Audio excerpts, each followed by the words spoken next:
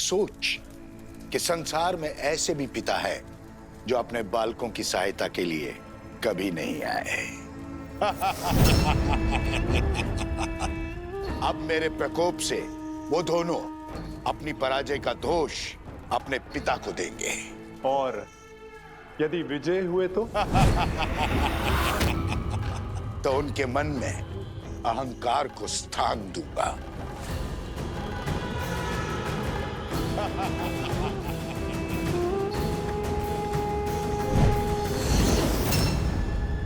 अब उन्हें सत्य बताना मेरा दायित्व है। उन्हें यह ज्ञान देना कि उनके पिता और कोई नहीं, उनके आराध्य श्री राम हैं। और जिस सीता से मिले बिना वो उसके कष्ट को जानकर इतने विचलित हो गए, वो और कोई नहीं, उन्हीं की माता है जिसका राम ने त्याग किया है।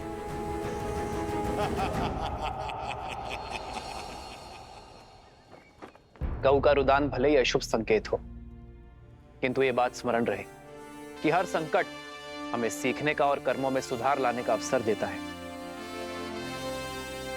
और जैसे आर्य सुमंत ने बताया कि गऊ के रुदान का कारण उसके बछड़े से उसका विरह था, जिसे शीघ्र ही ढूंढकर उसकी माता से पुनः मिलाने का आदेश है। महाराज, ये तो नहीं पता कि आपने ऐसा क्यों किया, किंतु क्या शत्रुघ्न को अश्व से दूर रखने का आदेश उचित है? शक्तिशाली राष्ट्र सबसे पहले आक्रमण नहीं करता भरत, और जिस राजा की अयोध्या के अश्वमेध यज्ञ को चुनौती देने की इच्छा है, उसे भी तो युद्ध के लिए सज्ज होने का अवसर मिलना चाहिए। और यदि इस बीच किसी कारणवश अश्व की मृत्यु हो जाए तब क्या होगा? अश्व की मृत्यु तभी संभव है जब यज्ञ देवता कुपित हो। यज्ञ देवता का प्रभु श्री राम पर कोपित होना तो असंभव है। संभव है। असंभव?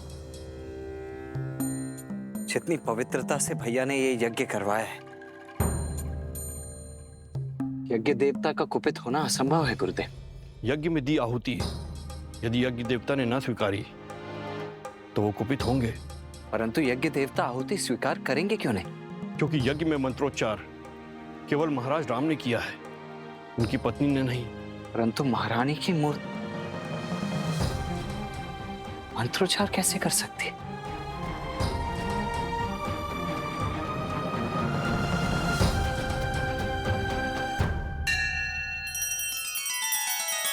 श्री रामचंद्र कृपालु भज मन हरण भव भय दारुणम नव कंज लोचन कंज मुख कर कंज पद कंजारुणम।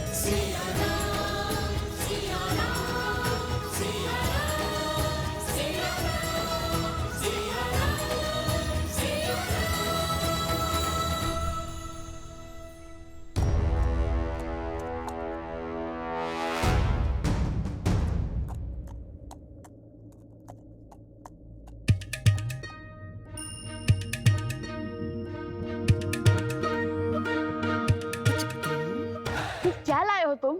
जो भी है श्वेत तो है।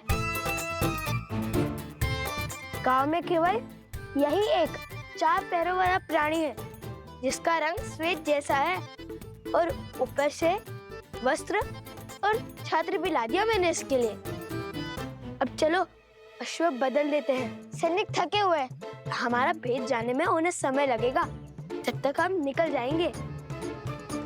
दिख रहा है अश्व किसी को? दिख रहा है क्या? नहीं, लगता है और ऊपर गया है। शीघ्र खोजो उसे। चलो।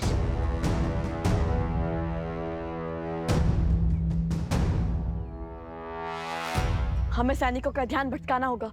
जो आ गया भैया, आप अश्व को पकड़िए, मैं अश्व की ध्वनि निकालता हूँ, उनका ध्यान भटकाता हूँ। ये अश्व की ध्वनि है या फिर गधे की? पर भैया गधा तो डी चौ करता है।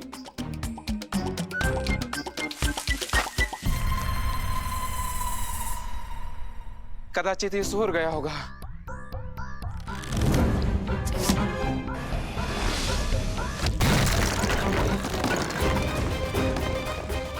ये इस और क्या ध्वनि है?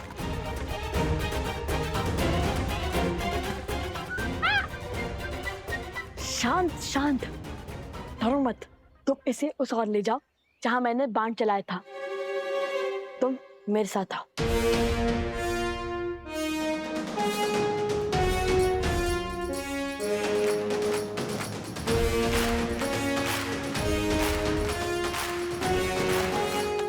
स्मरण है ना हमें अश्व को कैसे रोकना है? कैसे रोकना है? ये बात कब हुई? तो तुम्हें क्या लगता है भगवान वाल्मीकि ने हमें मिथिला के प्रवास के लिए क्यों भेजा था? ओ, स्मरण है, इस प्रवास की तैयारी के लिए।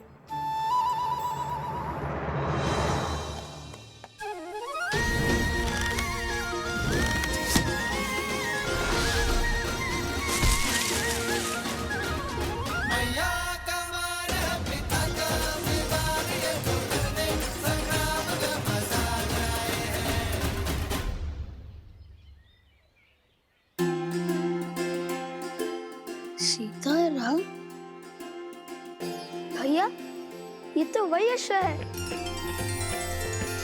राम सिया राम जय जय राम। राम सिया राम जय जय राम। कदाचित इसका हमारा और सीताराम का कोई ना कोई संबंध अवश्य है। क्यों मित्र, हम स्मरण है ना? उस गधे से भय तो नहीं लगा?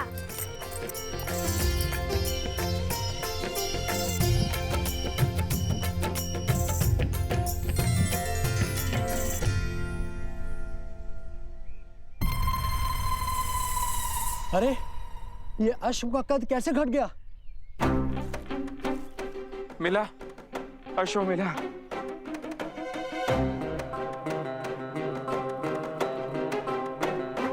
रंग भी बदला बदला सा लगता है। इस काले पर्वत में उसका रंग धूमिल सा हो गया होगा। पर इस पर छत्र तो है, पर अश्व जैसा नहीं है। एक ही वाक्य में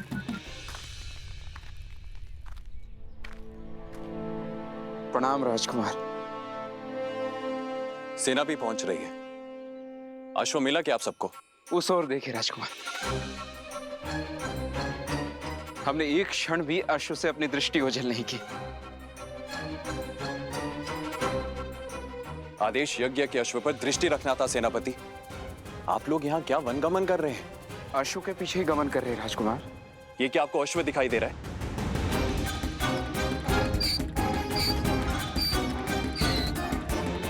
ये एक गधा है आप ही की तरह सेनापति। आप अयोध्या लौट जाइए। सैनिकों, हमें शीघ्र ही अश्व ढूंढना होगा। भैया, औषधि नहीं, हम अभी नहीं ला सकते। वो देखो, पर्वत पर सैनिक है, हम पकड़े जा सकते हैं। सर्वप्रथम हम स्वर्ण कमल लेकर आते हैं, फिर इसको पास के किसी गांव में छुपा देंगे।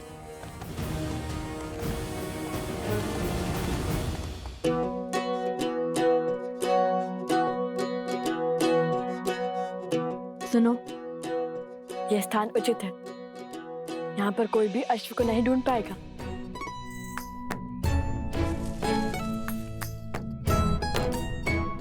अब ठीक है, अब तुम खाओ पियो विश्राम करो, लेकिन ध्वनि मत करना, ठीक है? ध्वनि मत निकालना।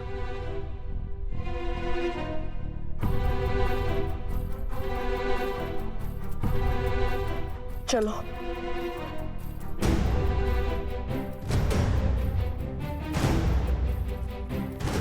अरे, अब क्यों छुप रहे हैं हम? अब तो अश्व भी नहीं है हमारे साथ। यदि सैनिक ने हमें देख लिया, तो हमसे प्रश्न किया, तो वन देवी के पुत्र सत्य थोड़ी ना कहेंगे।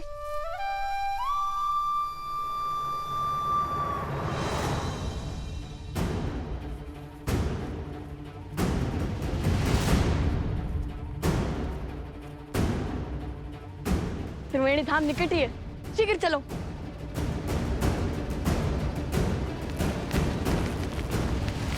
ऋषि कुमार,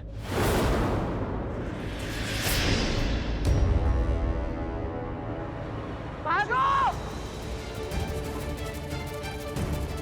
अरे रुकिए ऋषि कुमार।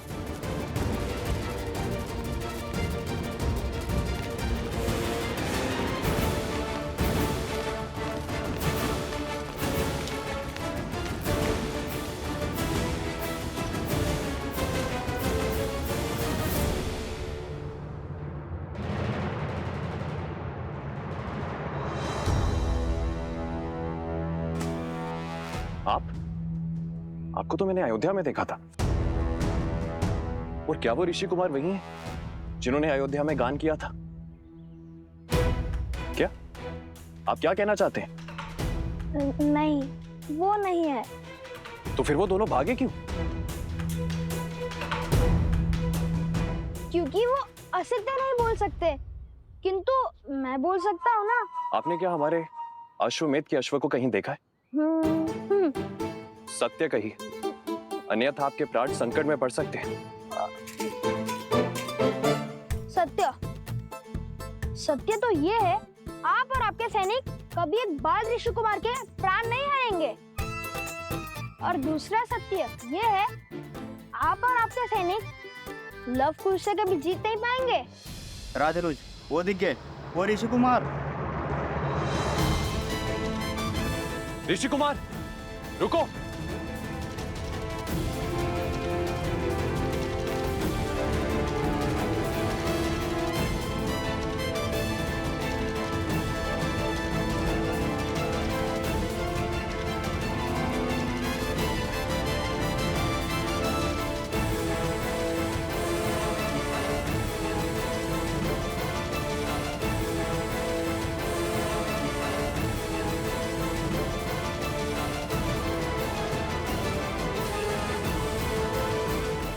छोड़ सकते हैं, किंतु रन छोड़ना कायरता तो नहीं होगी ना?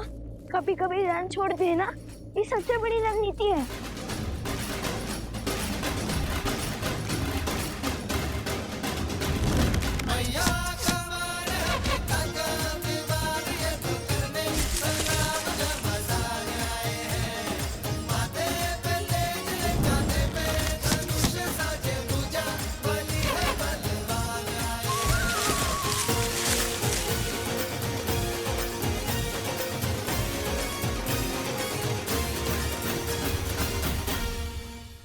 सैनिकों, शीघ्र हटाओ इसे।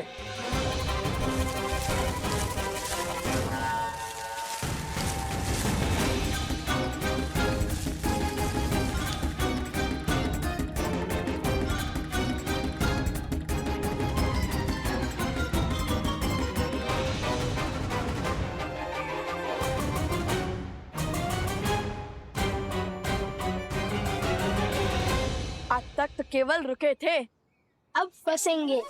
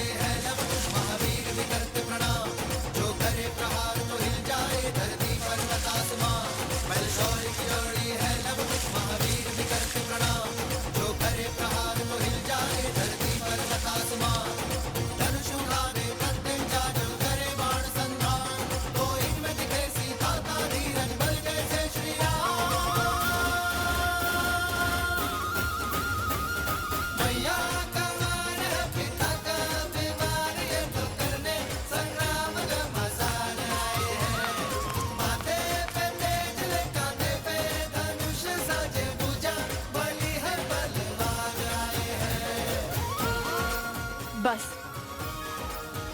अब वो यहाँ फंस जाएंगे पर हमें अधिक समय मिल जाएगा।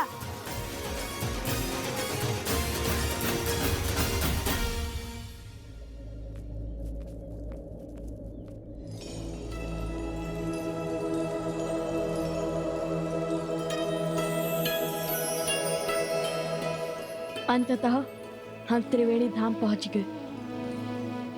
वो देखो तमसा, वो देखो सोना, और वो जो दाहिने ओर से आ रही है वो है सप्तगंडिका, जहाँ तीनों नदियों के मिलने का स्थान है, इसलिए ये त्रिवेणी है।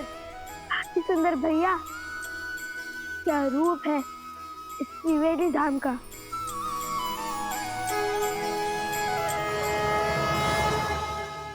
भैया अभी आंखें मूंदी तो मन में एक विचार आया। हमने अश्व को तो छुपा दिया, किंतु उसकी रक्षा के लिए किसी को नहीं छोड़ा। चल हम शीघ्र सारे स्वर्ण कमल एकत्रित कर कर चलते हैं, ताकि किसी के वहां आने से पहले हम अश्व तक पहुंच सके।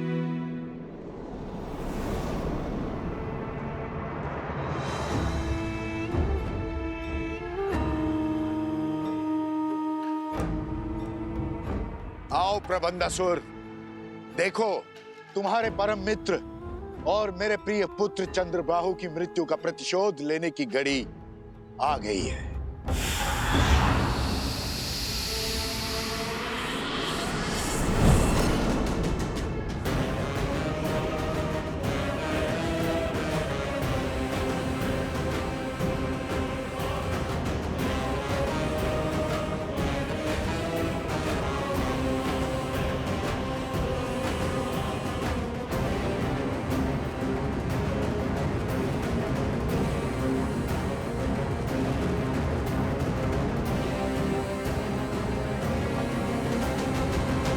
महाराज सहस्त्रमुख रावण की जय। महाराज, जिस क्षण की प्रतीक्षा में मैं अब तक जी रहा था, वो क्षण वो प्रतिशोध का सुख देने के लिए आपका कोटि कोटि धन्यवाद। धन्यवाद मुझे नहीं, उन बालकों को दो, वही तो है इस सुअवसर के सूत्रधार।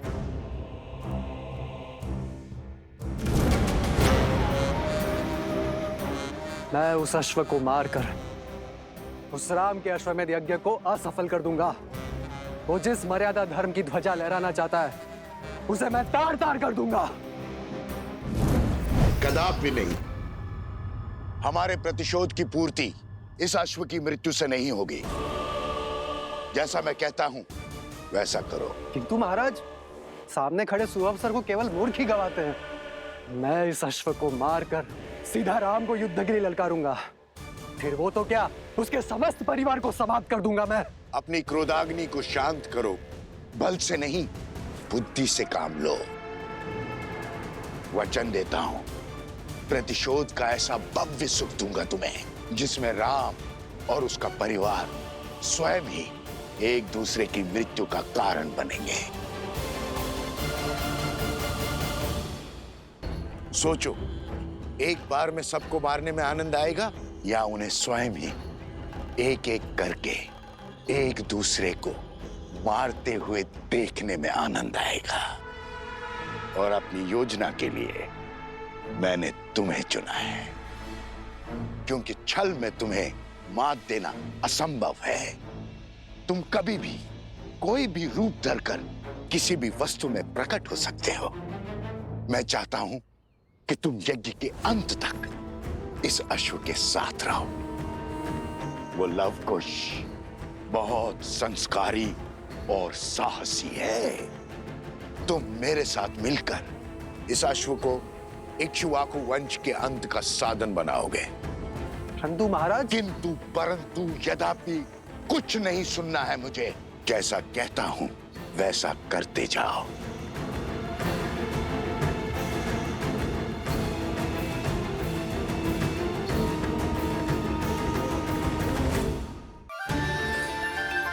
माता पिता के लिए संतान के प्रेम से मूल्यवान और कुछ नहीं हो सकता, फिर चाहे वो देव हो या दानव, मानव हो या पशु।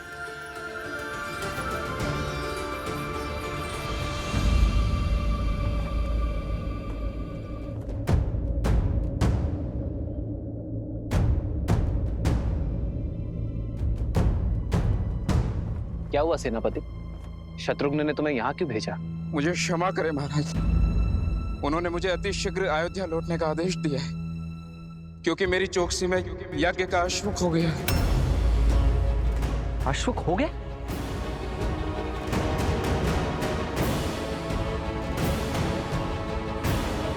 और अब वो स्वयं अश्व को खोज रहे हैं।